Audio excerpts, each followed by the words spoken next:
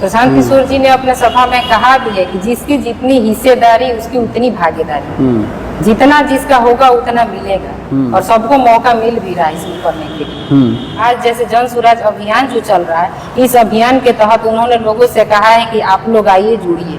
अगर इस अभियान के तहत अगर आज पढ़े लिखे और योग्य लोग इस अभियान से नहीं जुड़ेंगे तो कल के डेट में हमारे और आपके बच्चे मजदूरी करने दूसरे राज्यों में जाएंगे, नौकरी करने जाएंगे। आज ये मौका मिला है, जन सुराज आपको एक प्लेटफॉर्म दिया है, आके आप इससे जुड़िए और इसको व्यवस्था में परिवर्तन करिए। अगर व्यवस्था में परिवर्तन हो जाता है तो यहाँ बिहार के दशा दिशा को बदल के यहाँ अच्छे लोगों को ला के चुनाव के मतलब कहा भी जाता है कि व्यवस्था परिवर्तन अगर किया जाएगा, सत्ता में आया जाएगा तो ही कोई कार्य होगा। तो उसके तहत ये कार्य कर रहे हैं और अच्छे लोगों को ला के यहाँ जोड़ने का प्रयास किया जाए। मतलब आप सिवान की बात है, सिवान में जितने भी लोग इसमें जुड़े हुए हैं, हम लोग मीटिंग अटेंड कर रहे हैं, अपने संगठन पे काम कर रहे हैं, उसमें पब्लिक देख रही है ना जी कि मैंने कितने लोग इसमें काम कर रहे हैं, कौन अच्छा लोग है। हम तो ये नहीं करें कि हम चुनाव लड़ेंगे आप लड़ेंगे, यहाँ जितने भी लोग हैं वहाँ वोटिंग होगा। वोटिंग के तौर पे जिनको पब्लिक बोलेगी, हमारे जन सुराज के जितने भी कार्यकर्ता हैं, सिपाही हैं, वो लोग जिनका समर्थन करेंगे उनको प्रशांत किशोर जी टिकट देंगे। BA, BCom, BSc, MA, MCom करें विश्व की सबसे बड़ी यूनिवर्सिटी इग्नू से। सॉल्व असाइनमेंट्स और गाइड बुक्स प्राप्त करें। संपर्क करें Mahakal computers, DAV PG college के पास, पंच मंदिरा मोड़ से दाहिने, सिवान। एम्स नई दिल्ली व सफदरजंग नई दिल्ली के सीनियर डॉक्टर अब आपके शहर सिवान में। डॉक्टर उमेश, नवजात एवं शिशु रोग विशेषज्ञ, चिकित्सा पदाधिकारी, सदर हॉस्पिटल सिवान।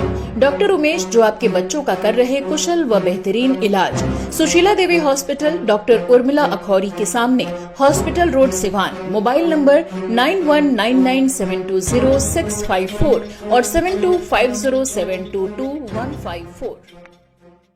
नमस्कार, हम रोहित रवो देखते मैच बॉक्स। लगातार हम इन के जितना भी जन सुराज के नेता लोग बाटे हम सके बतियाए के प्रयास करते हैं सन, कैसे कि जन सुराज पार्टी बाटे एक प्रकार से पूरा बिहार में अपन पैठ बैठाव ताटे।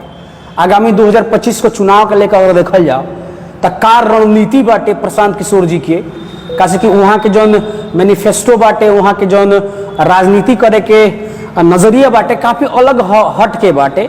सोशल मीडिया ले ली या अदरवाइज ग्राउंड लेवल पर ले ली, अलग तरीका से लोग में सोच पैदा करता नहीं। आज हमारे साथ मौजूद बनी जन सुराज के महिला अध्यक्ष माधुरी सिंह कुशवाहा जी। सबसे पहले स्वागत करते हैं जी। आपका भी स्वागत है। अच्छा, ये बताइए कि जन सुराज के मुख्य उद्देश्य क्या बा? जन सुराज का मुख्य उद्देश्य है बिहार में एक बेहतर और समृद्ध समाज का निर्माण करना। जन सुराज का उद्देश्य ये भी है कि बिहार की जो बिगड़ती व्यवस्था है इसी को लेकर प्रशांत किशोर जी चले हैं कि बिहार को एक बेहतर दिशा और दशा जो इसका बिगड़ रहा है उसको बनाया जा सके और बिहार को समृद्ध समाज के तौर पे आगे ले जाया जा सके। एक सवाल आता है कि प्रशांत किशोर जी राजनीतिक सलाहकार थे, तो उनको ऐसा क्यों लगा कि बिहार की जो विधि व्यवस्था है काफ़ी चरमरा गई है, काफ़ी ज़्यादा देखा जाए तो पूरी तरह से चरमरा गई है और कहीं विकास नहीं दिखाई देता है, जबकि नीतीश कुमार जी का मानना है कि हम तो बहुत सारा विकास कर रहे हैं, रोजी रोजगार दे रहे हैं। तो क्यों जन सुराज को लगता है कि सिर्फ नीतीश कुमार मतलब जातिवाद की राजनीति करते हैं, सिर्फ अपनी वो कुर्सी बचाना चाहते हैं? जहाँ तक बात नीतीश कुमार जी का है और प्रशांत किशोर जी का बात आपने कहा है कि एक रणनीतिकार के तौर पे उन्होंने अलग अलग राज्यों में अलग अलग नेताओं के साथ बहुत सारा काम किया है और चुनाव जिताने में महारत भी हासिल किया है। उन्होंने बहुत राज्यों में जाके देखा है और नेताओं को भी जिताया है। तो जिताने से कोई ज्यादा फर्क नहीं पड़ा। नेता केवल अपने कुर्सी के लालच में ही केवल दिखावा के लिए विकास किया है। उन्होंने बिहार के लिए कोई एक बैठक भी नहीं कराया। प्रशांत किशोर जी को लगा कि हमारे जो काम हम दूसरे नेताओं के लिए कर रहे हैं, हम बिहार के बेटा हैं, एक बेटा होने के नाते हमारे बिहार का कर्तव्य बनता है कि बिहार को हम सुधार सकें। जब दूसरे राज्य को हम बना सकते हैं तो हम अपने बिहार को क्यों नहीं बना सकते हैं। अच्छा, एक सवाल आता है कि क्या आगामी 2025 के चुनाव में जन सुराज अपना पत्ता खोलेगी, चुनाव लड़ेगी और लड़ेगी भी तो किस आधार पर लड़ेगी? बिल्कुल लड़ेगी। जहाँ तक प्रशांत किशोर जी का आदेश है उन्होंने बोला है, अपने हर भाषण में भी कहा है कि उन्होंने 243 सीट पे अपना उम्मीदवार उतारेगी और बिहार को बदलने में उनकी भूमिका अहम रहेगी। मतलब एक अहम रहेगी। लेकिन बिहार में अगर देखा जाए तो क्या आपको लगता है कि प्रशांत किशोर जी छाप छोड़ पाएंगे? क्योंकि बिहार की राजनीति देखा जाता है कि जातिवाद पे होती है, धन बल पे होती है, बाहुबल पे होती है। तो क्या लगता है कि प्रशांत किशोर जी इन सारे चीजों को पार पाएंगे?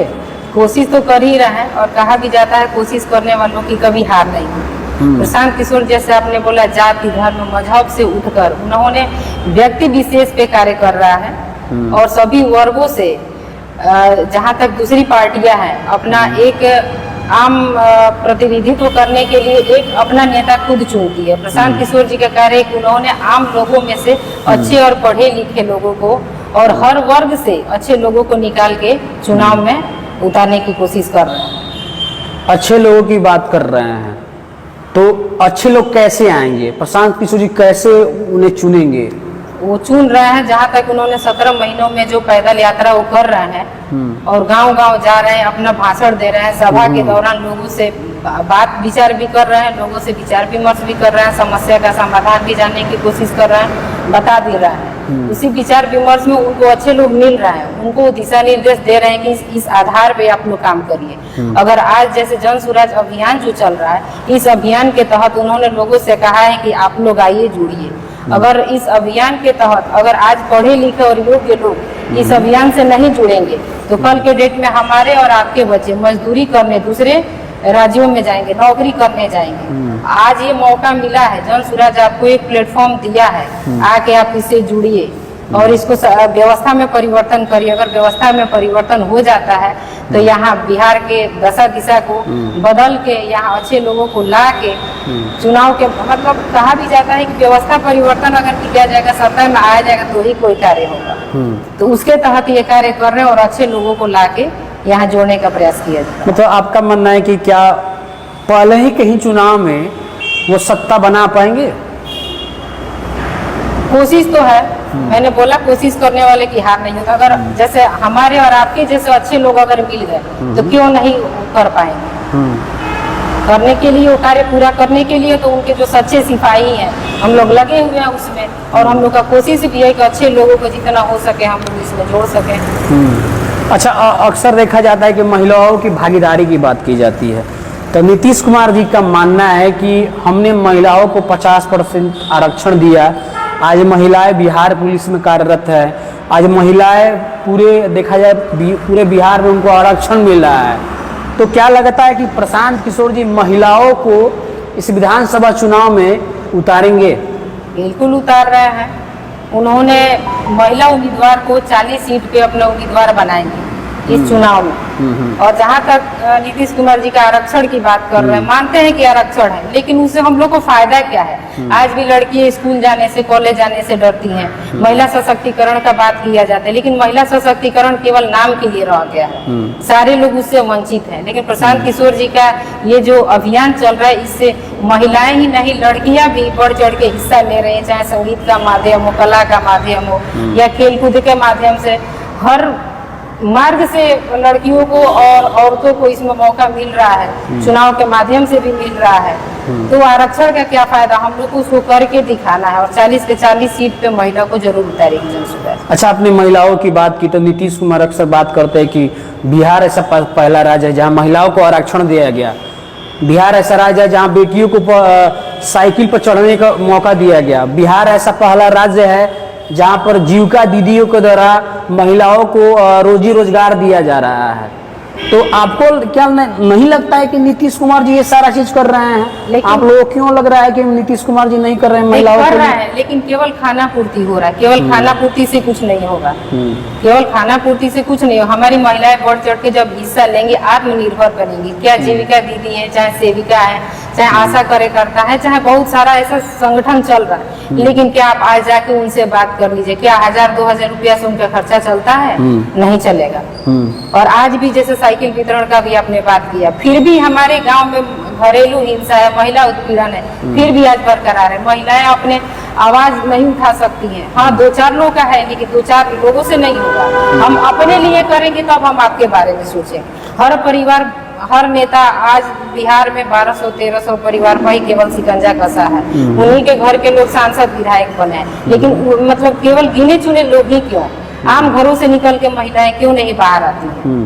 प्रशांत किशोर जी ये जो बोल रहे हैं और जो कर रहे हैं, हर घर में, हर वर्ग में जाकर, हर जाति धर्म से उठ के वैसे महिला को लोग चुन रहे हैं, वैसे युवा को चुन रहे हैं, वैसे लोगों को चुन रहे हैं जो अपने आवाज को उठा सके, अपने अधिकारों के बारे में जान सके। इसलिए वो महिला के लिए इतना काम कर रहे हैं। अच्छा, महिला उत्पीड़न की आपने बात की, तो देखा जाता है कि हर एक पार्टियां दावा करती है कि हम लोग महिलाओं के लिए करते हैं, लेकिन देखा जाता है कि वो उन्हें टिकट देते हैं जो बलात्कारी हैं, जो बच्चियों के साथ छेड़खानी करते हैं, जिन पर बहुत सारे केसेस हैं। तो क्या लगता है कि आपकी जो पार्टी है वो सब अलग पार्टियों से अलग हटके कैसे है? इसलिए अलग क्योंकि मैंने पहले ही कहा, हर वर्ग से उन लोगों को चुन रहा है। और जहाँ तक अभी तक जन सुराज में जितने भी लोग जुड़े हुए हैं उसमें बड़े लोग नहीं जुड़े या बड़ी पार्टियों से लोग नहीं, इक्का दुक्का कहीं कहीं, लेकिन इसमें जितने भी लोग अभी जुड़े हुए हैं आम घर से एक पब्लिक की तरह सारे लोग को जोड़ रखे हैं, हर वर्ग से जोड़े हैं। इसलिए हम कह रहे हैं, जहाँ तक आपने बोला कि जो क्राइम कर रहा है उनको टिकट मिल रहा है, लेकिन ऐसा कुछ नहीं। जैसे हम बोले महिला के लिए 40 सीट कंफर्म है, पिछड़ा वर्ग के लिए 75 सीट कंफर्म है, बाकी अदर के लिए, फॉरवर्ड के लिए। तो कैसे आप कह सकते हैं जब हर वर्ग की हमने बात कर दी? बाकी अदर पार्टियों में बड़ी बड़ी पार्टियां अपनी चुनिंदा लोगों को टिकट देती है और उनके नेता लोग उनको टिकट डायरेक्ट देते हैं। हमारे प्रशांत किशोर जी बोल रहे हैं हमारा पब्लिक जो चुनाव करेगा उसको हम अपना उम्मीदवार बना के मैदान में खड़ा करेंगे। पब्लिक कैसे चुनाव करेगा? पब्लिक चुनाव कर रही है। हम लोग 1-1.5 साल से लगे हुए हैं इसमें। जैसे सिवान में इतने, जहाँ तक सिवान की बात है, सिवान में जितने भी लोग इसमें जुड़े हुए हैं, हम लोग मीटिंग अटेंड कर रहे हैं, अपने संगठन पे काम कर रहे हैं, उसमें पब्लिक देख रही है ना जी कि मैंने कितने लोग इसमें काम कर रहे हैं, कौन अच्छा लोग है। हम तो ये नहीं करें कि हम चुनाव लड़ेंगे, आप लड़ेंगे। यहाँ जितने भी लोग हैं वहाँ वोटिंग होगा। वोटिंग के तौर पे जिनको पब्लिक बोलेगी, हमारे जन सुराज के जितने भी कार्यकर्ता हैं, सिपाही हैं, वो लोग जिनका समर्थन करेंगे उनको प्रशांत किशोर जी टिकट देंगे। प्रशांत किशोर जी टिकट देंगे। हालिया में तेजस्वी यादव जी का एक बयान आया, उसमें कहा गया कि क्या प्रशांत किशोर जी इस बिहार में अपनी छाप छोड़ पाएंगे? तो तेजस्वी यादव का मानना है कि ये बिहार है और ये बिहार में जनता जानती है कौन क्या है कौन क्या नहीं है। तो इसे आप कैसे देखती हैं? कहने वाले को कहने दीजिए, कहने वाले को कहने दीजिए, जो कह रहा है उसका सुन लीजिए। लेकिन कुछ बातें ऐसे होती है ना, समय आने पे पता लगता है। कुछ बातें सुन के भी चुप रहना चाहिए, जब रिजल्ट आता है तब सामने पता चलता है।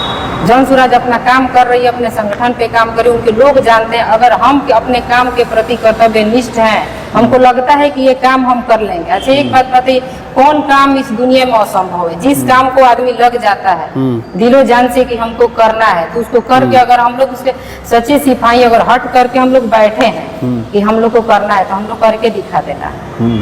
अच्छा, एक सवाल आता है कि महागठबंधन सरकार में नीतीश कुमार और तेजस्वी यादव जातिगत जनगणना कराया, जातिगत जनगणना करा के किसी को 14% बांट दिया, किसी को 3% बांट दिया, किसी को 6% बांट दिया, किसी को 8% बांट दिया। अगर सभी वर्गों की संख्या की हिस्सेदारी की बात की जाए तो हिस्सेदारी नहीं दिया गया। तो सिर्फ बांट देने से तो काम नहीं चलेगा, हिस्सेदारी तो देना पड़ेगा। तो क्या आपकी पार्टी जनसंख्या के हिसाब से, अगर मतलब जिस प्रकार से जातिगत जनगणना हुआ उस जनसंख्या के हिसाब से भागीदारी भी देगी? बिल्कुल। प्रशांत किशोर जी ने अपने सभा में कहा भी है कि जिसकी जितनी हिस्सेदारी उसकी उतनी भागीदारी, जितना जिसका होगा उतना मिलेगा और सबको मौका मिल भी रहा है इसमें करने के लिए। तो मान के चलिए 14, अगर मैं बात करूं तो सबसे अधिक 14% यादव लोग हैं जातिगत जनगणना के अनुसार। तो जातिगत जनगणना के हिसाब से देंगे कि अपने अनुसार देंगे? वो जैसे मैंने कहा 75 सीट अति पिछड़ा के लिए, 40 सीट महिला के लिए, उसी में देखेंगे। जैसे अपने सिवान में 8 विधानसभा है, तो जहाँ जितना जिसकी बहुलता होगी उसी के आधार पर टिकट भी देंगे।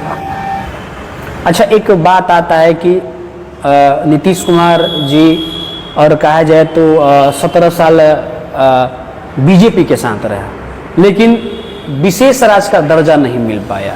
लगातार उनका मानना भी है, वो लगातार हमारे बोलते हैं कि हमारी मांग ही है विशेष राज्य का दर्जा।